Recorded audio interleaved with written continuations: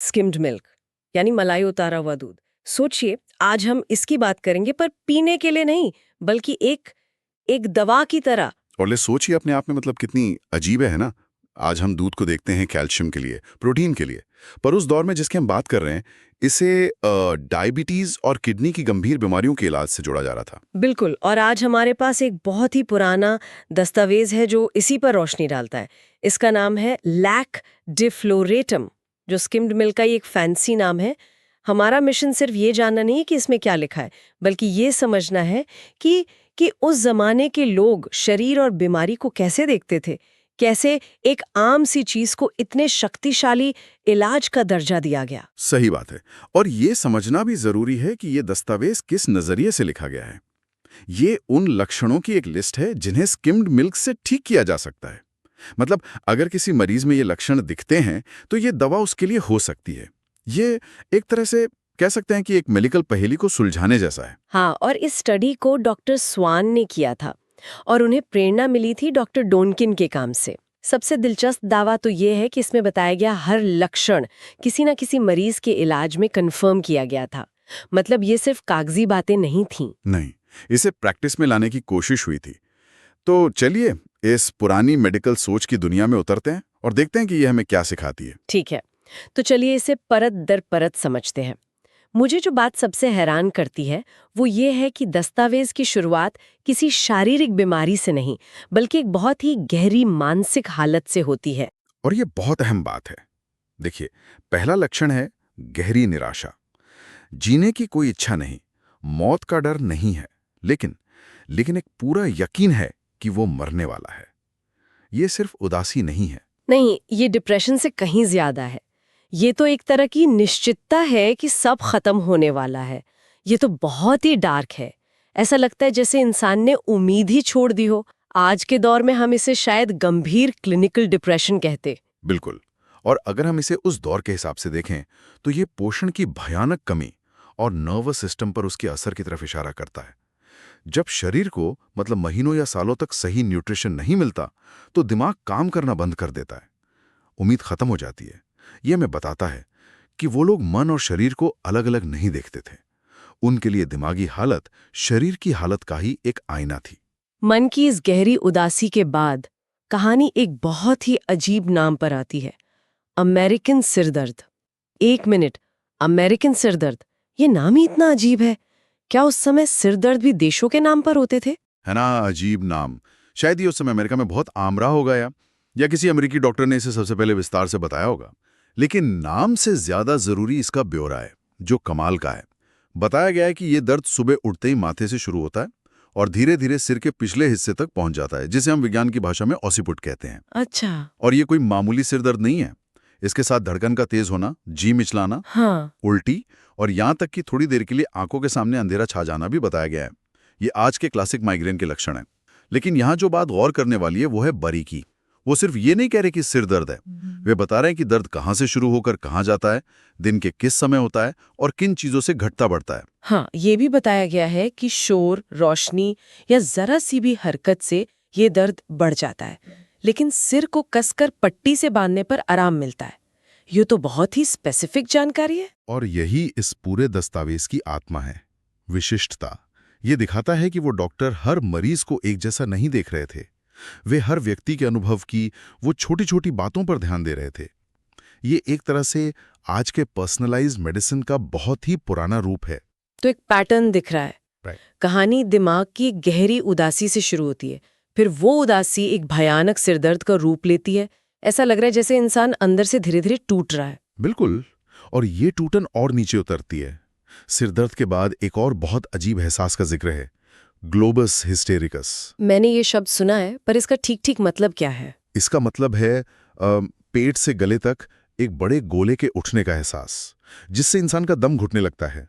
ऐसा लगता है जैसे गले में कुछ बहुत बड़ा अटक गया है, पर असल में वहां कुछ होता नहीं है। वो सिर्फ एक एहसास है, एक फीलिंग। वाह, ये तो सुनने में ही डरावना है। तो ये पूरी तरह से नर्वस सिस्टम का खेल है। हाँ, और ये उस समय के लिए एक जबरदस्त इंसाइट था। ये इस बात का सबूत है कि डॉक्टर सिर्फ शरीर के अंगों को अलग अलग नहीं देख रहे थे।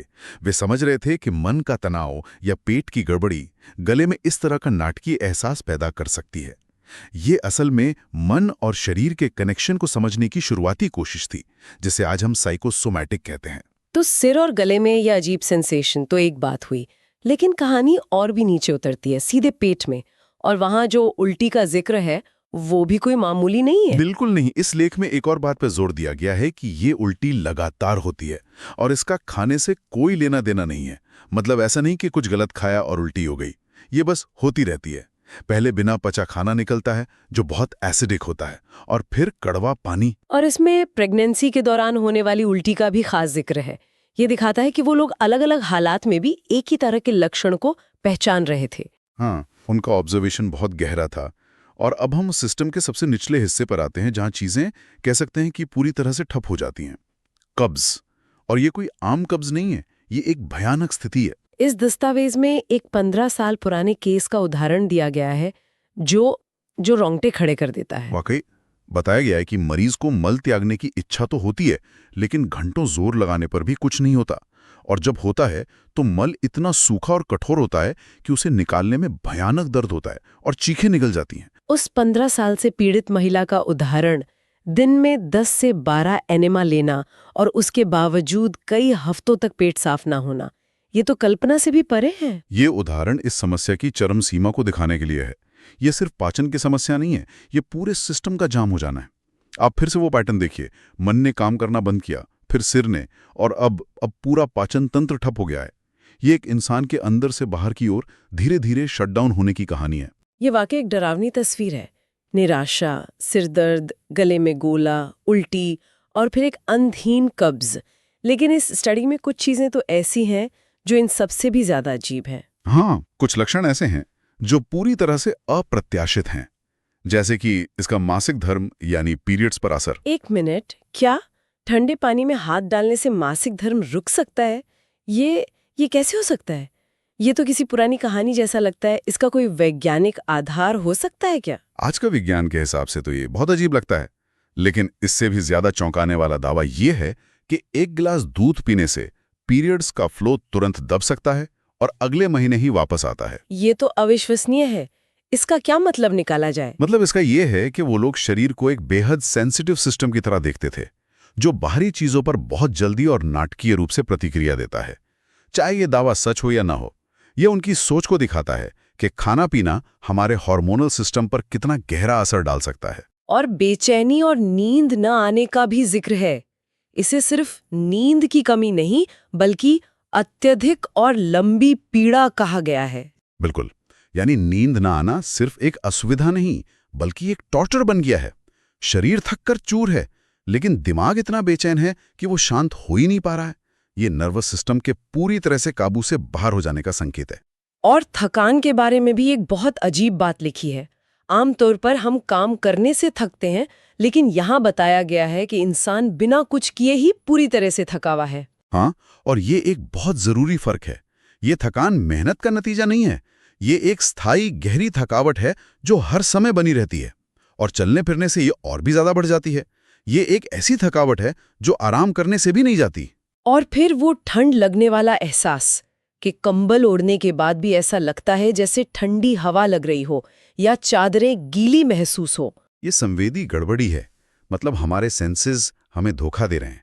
हमारा नर्वस सिस्टम, जो शरीर के तापमान को कंट्रोल करता है और हमें बताता है कि बाहर ठंडा है या गर्म, वही ठीक से काम नहीं कर रहा। इसलिए शरीर को गलत सिग्नल मिल रहे हैं। और आखिर में कुछ बहुत बड़ी बीमारियों का जिक्र है, जैसे ड्रॉप्सी, लिवर की पुरानी बीमारी एल्ब्यूमिनूरिया और ओबेसिटी। ये तो बहुत गंभीर चीजें। हाँ, और हमें इन्हें समझना होगा। ड्रॉप्सी का मतलब है शरीर में पानी भर जाना, जो अक्सर दिल या किडनी के फेल होने का संकेत होता है। और एल्ब्यूमिनूरिया का सीधा मतलब है पेशाब में प्रोटीन का आना।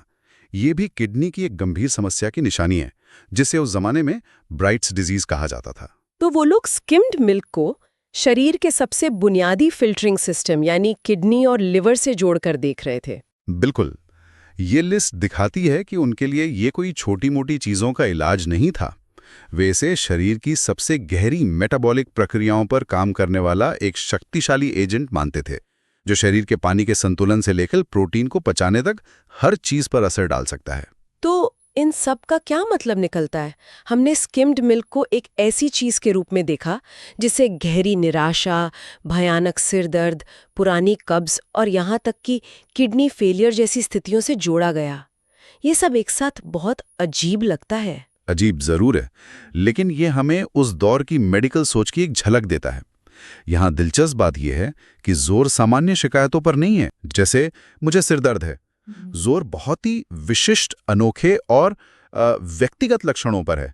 सिर दर्द माथे से शुरू होकर पीछे जाता है, सुबह होता है और पट्टी बांधने से आराम मिलता है। तो ये लक्षणों की बारीकी ही है जो इस पूरे नजरिए को खास बनाती है। ये एक दवा सबके लिए वाला तरीका नहीं है। बिल्कुल नहीं, ये पूरी तरह से व्यक्तिगत लक्षणों पर आधारित है। ये हमें ये भी याद दिलाता है कि इतिहास में रोजमर्रा की चीजों को कितने अलग और शक्तिशाली नजरिए से देखा जाता था। भोजन और दवा के बीच की रेखा आज की तरह साफ नहीं थी, वो बहुत धुंधली थी। ये वाकई में हमें एक अलग ही दुनिया में ले जाता है। और यहीं पर मैं श्रोताओं के लिए एक सवाल छोड़ना चाहूंगा। इस पुराने दस्तावेज में ये अजीब दावा किया गया है कि एक गिलास दूध पीने से मासिक धर्म का प्रवाह अस्थायी रूप से दब सकता है। एक पल के लिए भूल जाइए कि यह सच है या नहीं। बस ये सोच पर ध्यान दीजिए। ये हमें ये पूछने पर मजबूर करता है कि हम आज जो चीज़ें रोज़ खाते पीते हैं, चाहे वो प्रोसेस्ड फूड हो, कोई ख़ास तरह का तेल हो या कोई हेल्थ सप्लीमेंट, उनका हमारे शरीर के नाजुक सिस्टम पर कितना गहरा और अनजाना प्रभाव पड़ सकता है, जिसके बारे में हम शायद पूरी तरह से अनजान हों।